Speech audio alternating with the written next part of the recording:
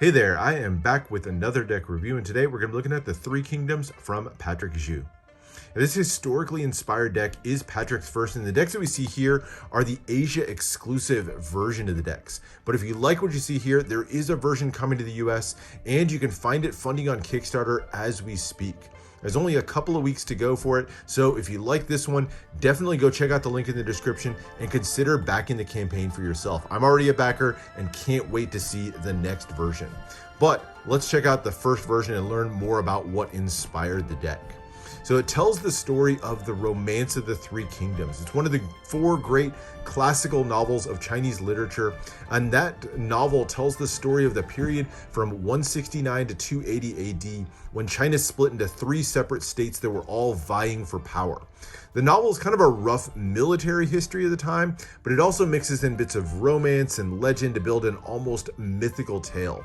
And there's tons of depictions to this day in popular culture, but the one that I personally remember the best is the Dynasty Warriors video game series, which tells some of these stories in really great detail and introduces some of the hundreds of characters that were part of the novel. So very cool inspiration, one that I'm a huge fan of, and really excited to get a chance to check out a deck that tells the story so beautifully. So let's get right into it. It's a 2-deck set, and it comes in a beautiful outer box here, all foiled with two colors of foil. You get that teal and then the beautiful kind of orange gold color, and a fantastically detailed design wraps this one. You get the Three Kingdoms name in the middle there with the halberd spiked down the center. Really nice design work all the way around. Lots of different abstract designs. The flames or the clouds that are floating all the way around. The serpents twisting up the sides. The patterns and the borders. Just a really great bit of design and a nice shine to it overall. The sides have depictions of a couple of the characters that we'll get introduced to as we go through the deck. The top and the back feature more beautiful design work, and particularly the back, which has that large circular emblem and then lots of gold pattern work all the way around. And this one opens really nicely, so you can set this down like this and then just pull the top off to reveal the decks inside. Beautiful box here, and great housing for the two decks that we get with this box set. So that's the outer box, but lots more to go as we look at the two different versions. So the blue and the black one here, this is the standard version of the deck, and then the white one, this is the gilded version. We'll get a chance to look at both of them, but let's start off, of course, with the standard version of the deck. So it's done on a black cardstock, features more of that gold and teal foil and some beautiful embossing to give the tuck case just a little bit more texture. You get that same font there with the Three Kingdoms name on the front. A little bit hard to read there, but that's what it says. That font's not the easiest in the world to read, but still nicely done. And then the halberd right down the center with the kind of flame look to it all the way around. And then beautiful design work, tons of ornate detail and patterns for you to pick out, including the dragons that are curled up at the top and the bottom. And you can see their bodies kind of weaving their way in and out of the design. Love the look of this one, love the shine, the texture, everything about this is great. And then as you turn to the sides, you can see more design work, including what appears to be that serpent's body making its way up the sides. Same thing on the other side. Bottom has a sticker with the ad copy here, so you see Patrick Shu's name there, as well as KingStar, who printed the decks, and it's individually numbered out of the 2,500 deck series. Top has some more design work, and the back has a full foiled version of the back design of the cards. We'll look more at that as we get to the cards themselves.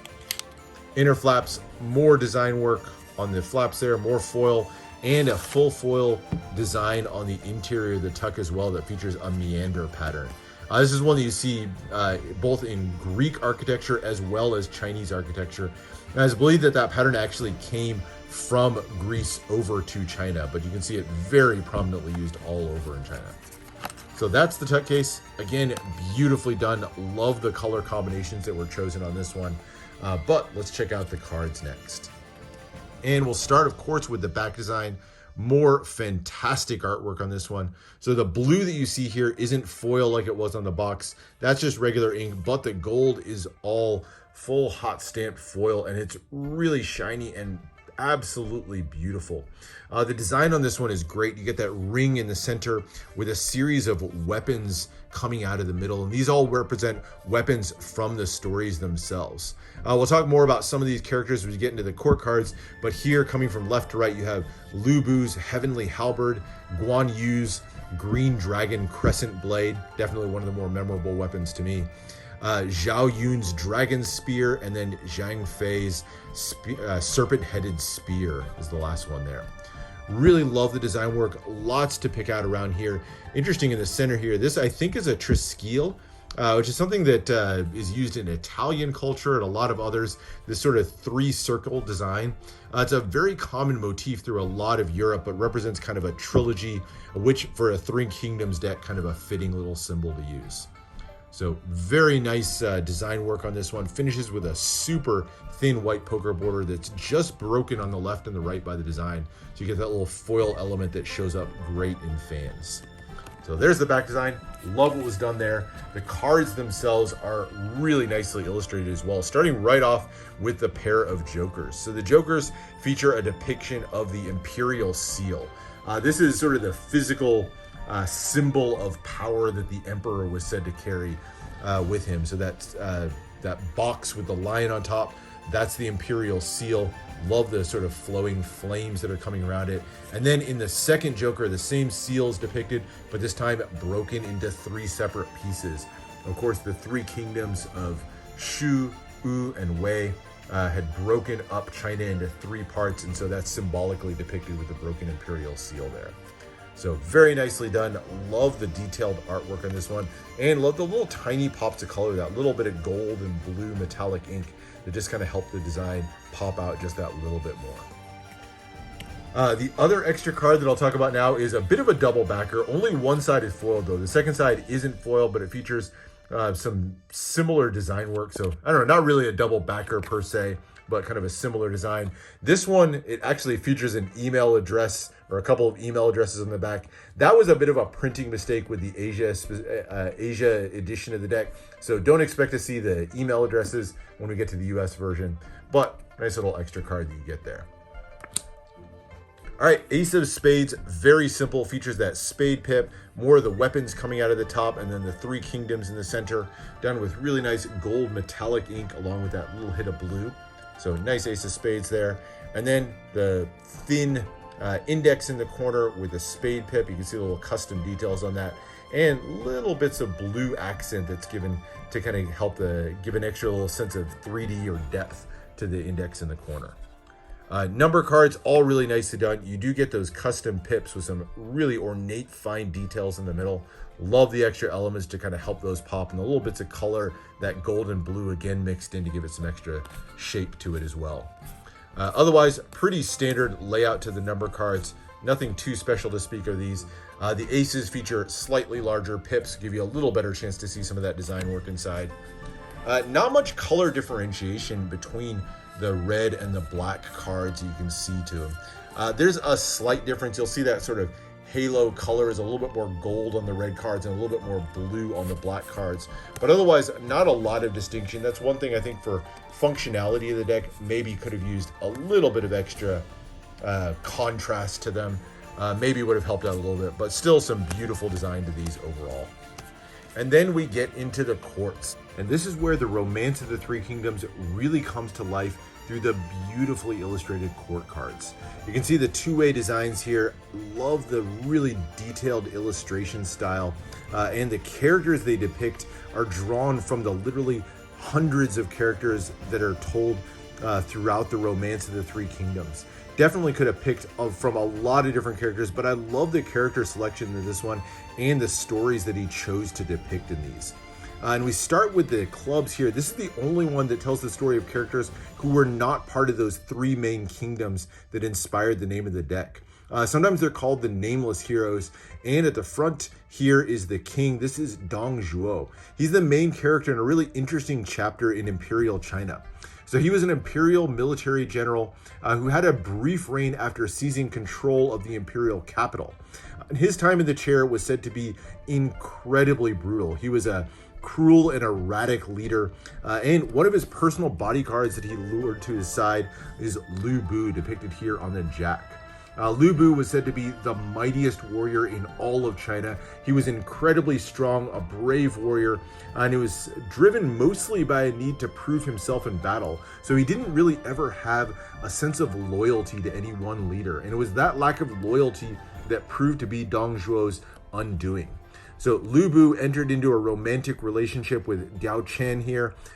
She was not actually a historical character, but her story is told in the Romance of the Three Kingdoms nonetheless. And as part of their romantic relationship, she convinced Lu Bu to betray and ultimately assassinate Dong Zhuo, thus ending Dong Zhuo's reign of terror. Really interesting and sort of story filled with intrigue. And if you've ever heard the stories yourself or played the video game, you know that Lu Bu is one of those really legendary and memorable characters in that story. So love that with the clubs. The other three courts all tell the story of the three different kingdoms that were the forefront of the Romance of the Three Kingdoms. And we start with the diamonds that highlight three different characters from the state of Wei, including the King Cao Cao, who was one of Wei's most significant leaders, and he was actually able to secure most of northern China under his command, a huge kingdom. Now, while he personally never claimed the title of emperor, his rule was the one that laid the foundation for the Jin dynasty, that was the one that ultimately ended the era of the Three Kingdoms and created that unified China again. The jack depicts Cao Pi, who followed Cao Cao as the second king of Wei, and his Cao Pi's first wife, Zhen Ji, appears as the Queen of Diamonds. Really like that one with the parasol there, the large flowing hair, just all the motion that's captured in these court cards, really beautifully done. Then we move on to the spades and the second kingdom. This is from the kingdom of Wu. It includes the first emperor of Wu, Sun Xuan. Wu was the one that controlled the eastern part of China during that era of the Three Kingdoms. And Sun Xuan's older brother's wife, Da Chao, is the one featured on the Queen of Spades.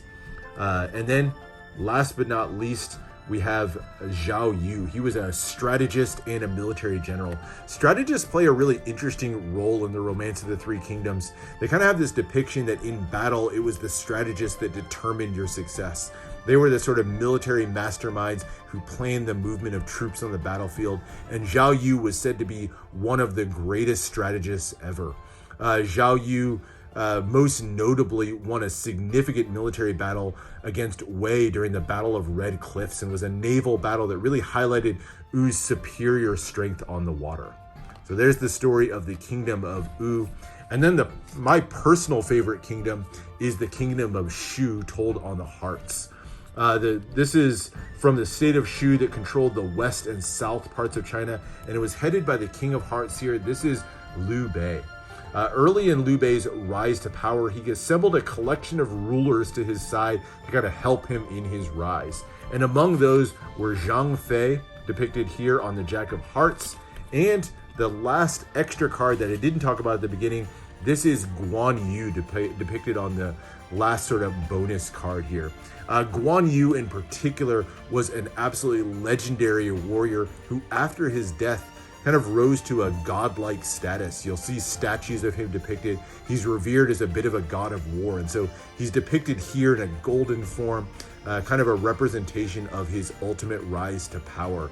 You see him there with his famed green dragon crescent blade in hand and riding his horse Red Hare. But the three of these guys were sworn brothers and at the very forefront of Liu Bei's ultimate rise to power. They were sworn brothers to the death and really the core of Shu's power. And then the last one here, the Queen of Hearts, this is Sun Shangxiang. She was the younger sister of Sun Xuan. You may remember we talked about him during the courts of Wu.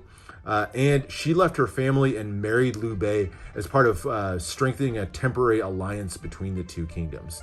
So if you've ever played the Dynasty Warrior games or read more of the story, you know that the story of these three in particular, Liu Bei and his two sworn brothers, really forms a very central part of the story. Some of the most memorable of the heroes that came from the story, and definitely some of my favorites.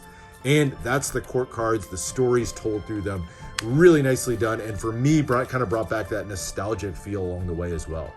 And as far as handling, not bad on these. Definitely a bit of a thicker, sturdier stock, but they still dribble, shuffle really nicely, fan reasonably well as well, considering it's a foil deck, and that extra little design element shows great in fans as well.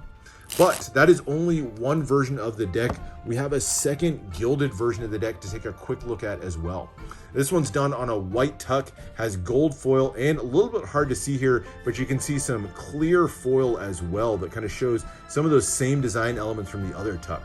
Now, I will say it's a lot harder to pick out the details. I mean, looking at this straight on, you can't see any of that clear foil at all. You have to hit it just right in the light for the design to show. And so for that reason, I definitely like the standard tucks a little bit more.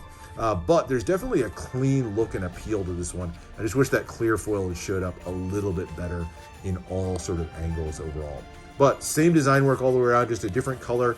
And as you can see from the seal on the bottom, this one's limited to just $9.98. So the other one is $2,500. This one, a rarer version of the deck overall.